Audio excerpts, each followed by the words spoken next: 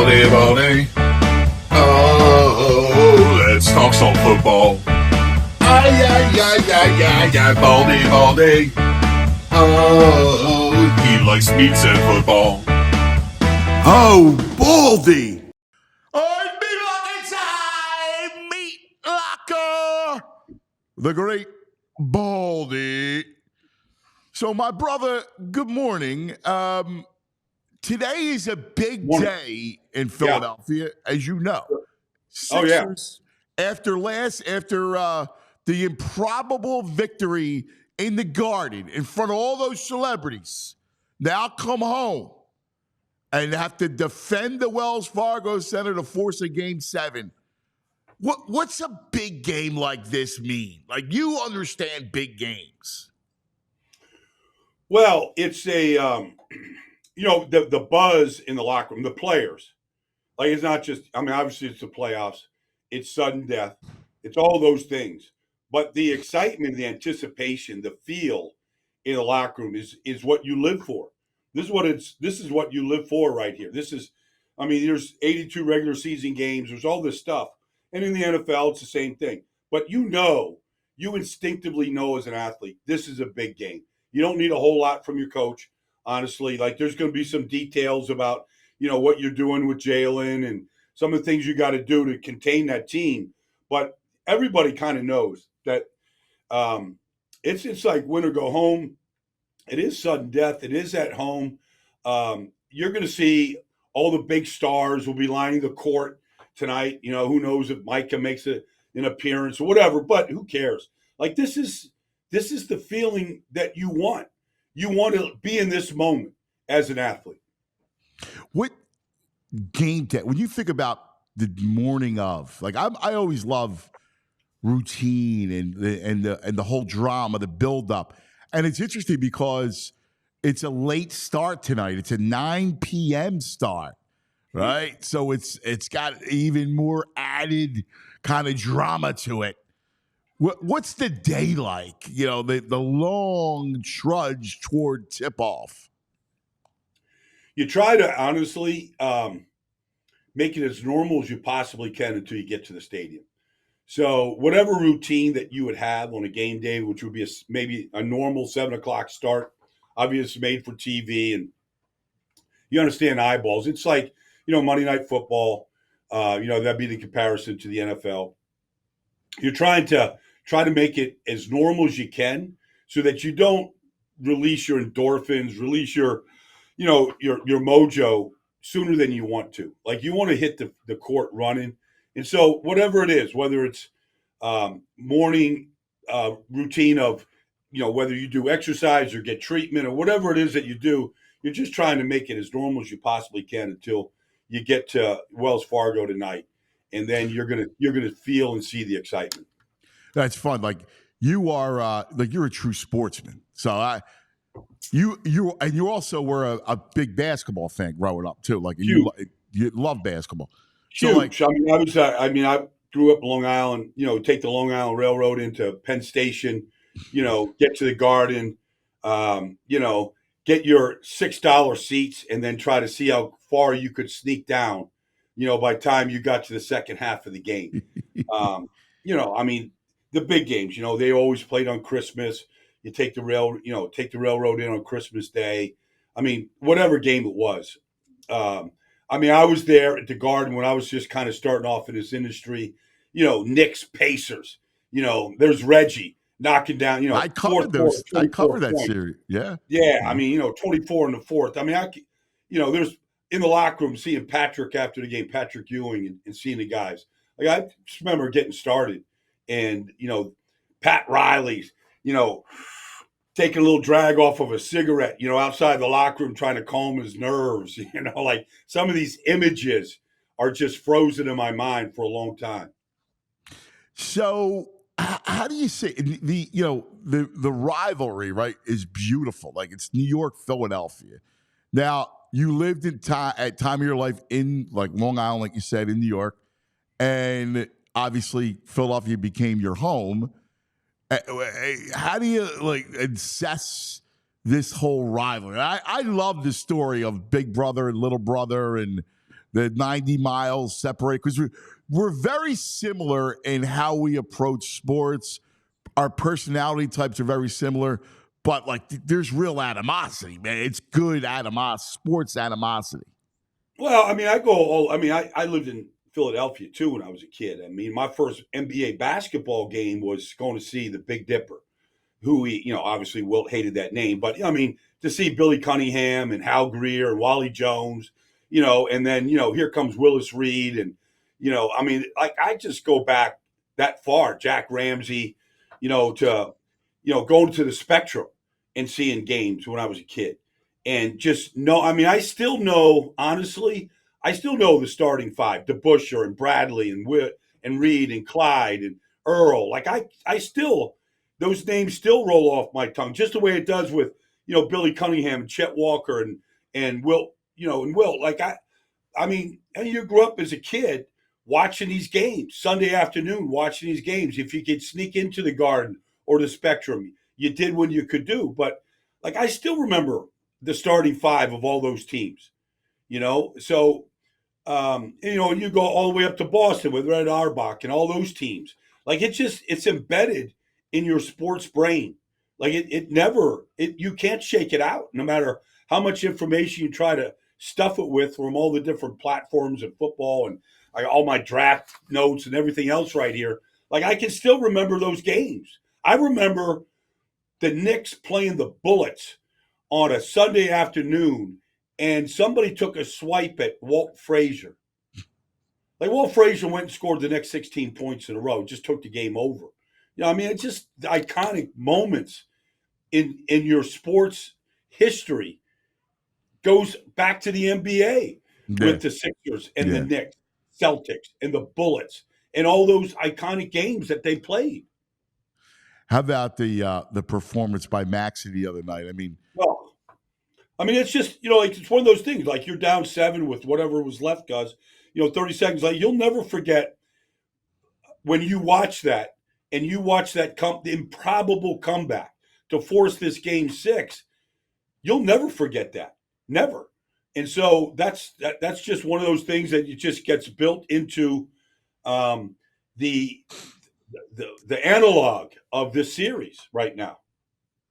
Who are, like, just before we get into, I got some draft stuff I want to get to, but when we look at like Maxey, that kind of performance where he single-handedly wins you a game right now, when it comes to football, obviously it's a little different just because of the nature of the sport, but the guy that came over and said, you know what, we're not going to lose.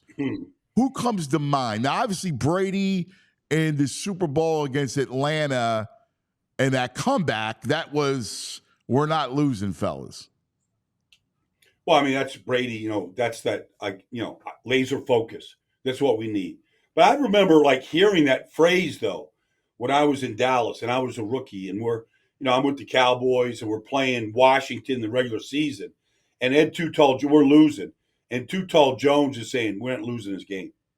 That's what I knew, and that's when I realized the Stars win games. It's in the hands of the Stars. I'm a grunt, I'm a guard, I'm a center, whatever. Like I'm out there, I'm competing. My day came later on. But when you're a young kid, you're a young player in any sport, you're looking up to your stars. Your stars are out there. They've been through all of this before. They've been through these moments when you're losing. But there's, it's only the third quarter. There's still time to win these games. That's when you step up and Too Tall, Randy White, you got to go win this game. It's up to the defense line to go win this game. And so those are, you hear that right on the sideline. You hear it on the bench tonight. It could be JoJo. We ain't losing this one. We're going to the Garden. You could hear maybe even during some of the timeouts tonight, you might hear that kind of talk.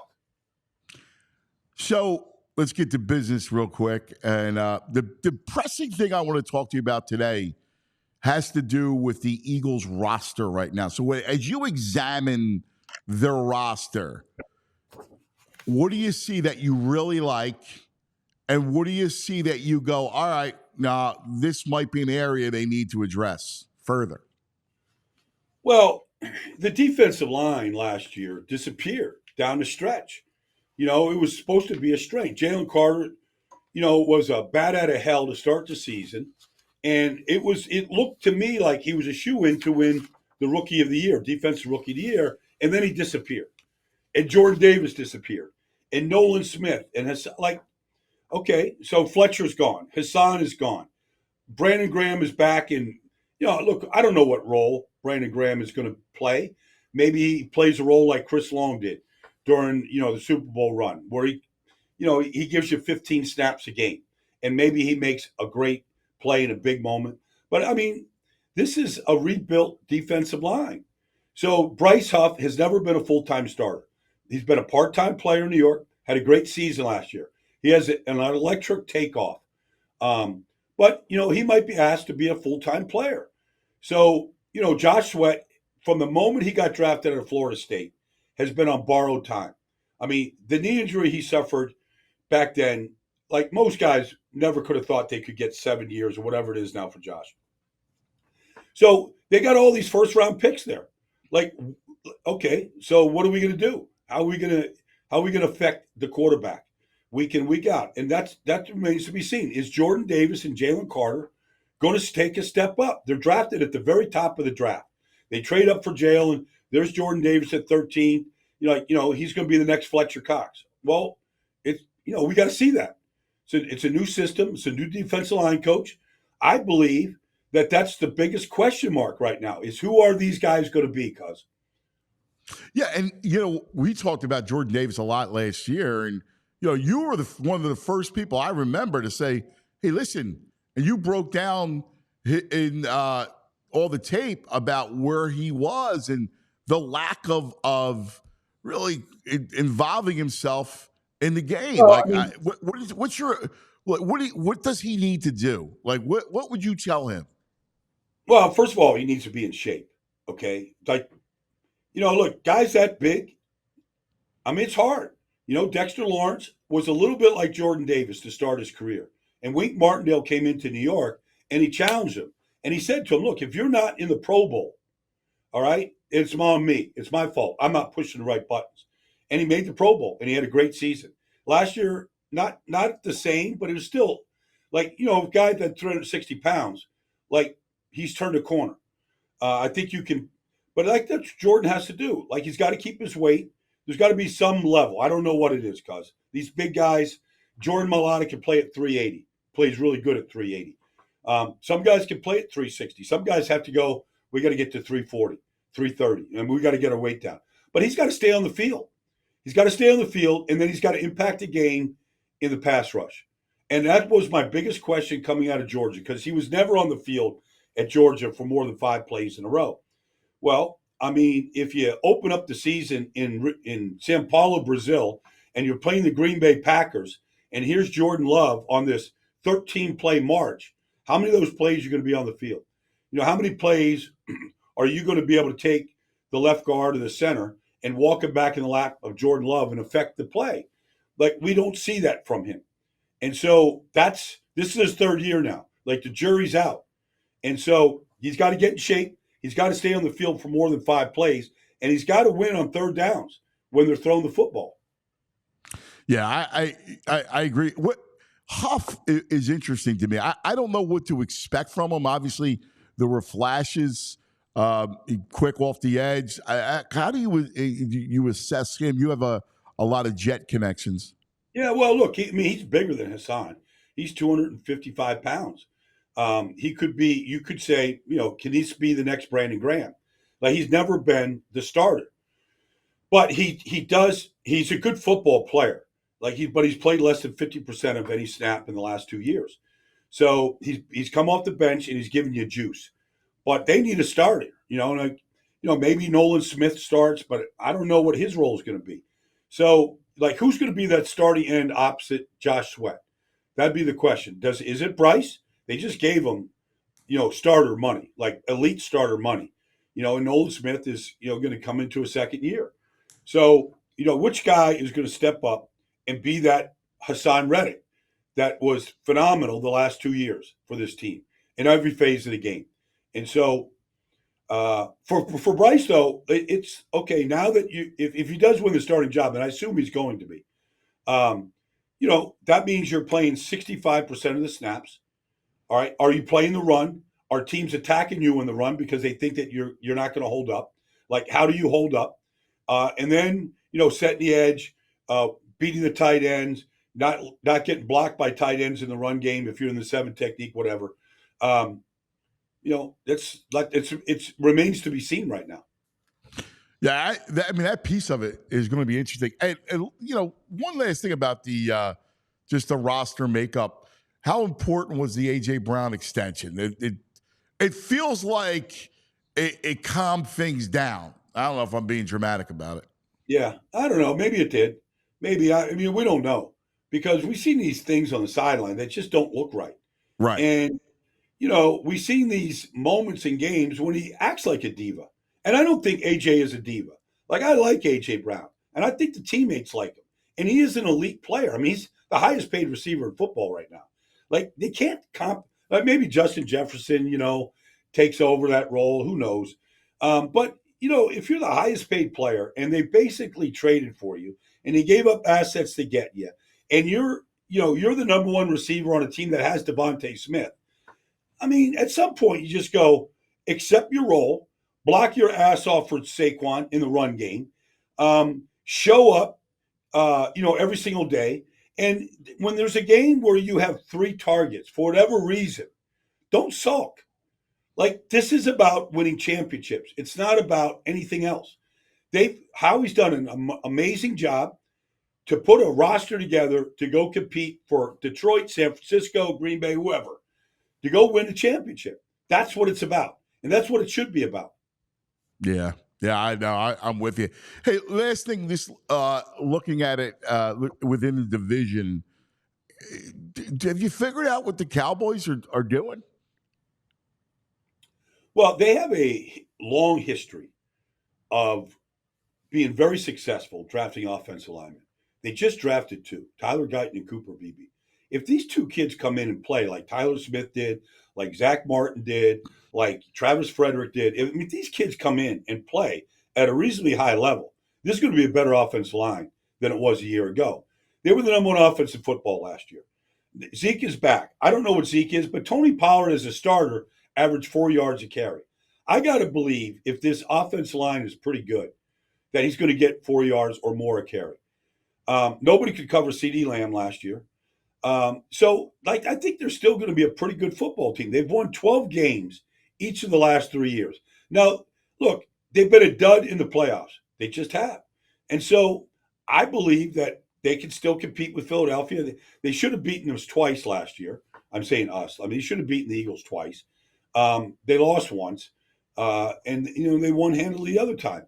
It's a good rivalry. It's an elite rivalry. It's going to be on national TV whenever they play. It's going to be a marquee game whenever they play.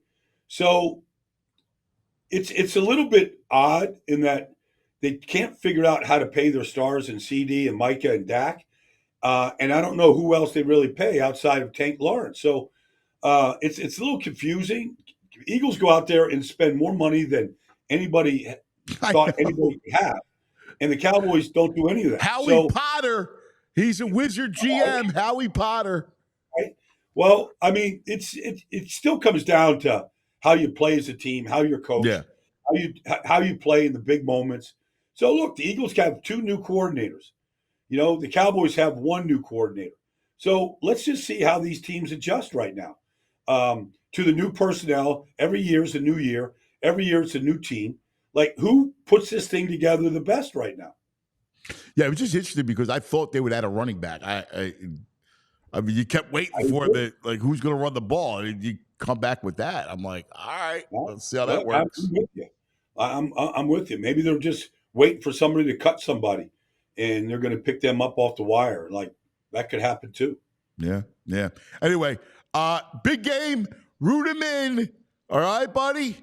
Go Sixers.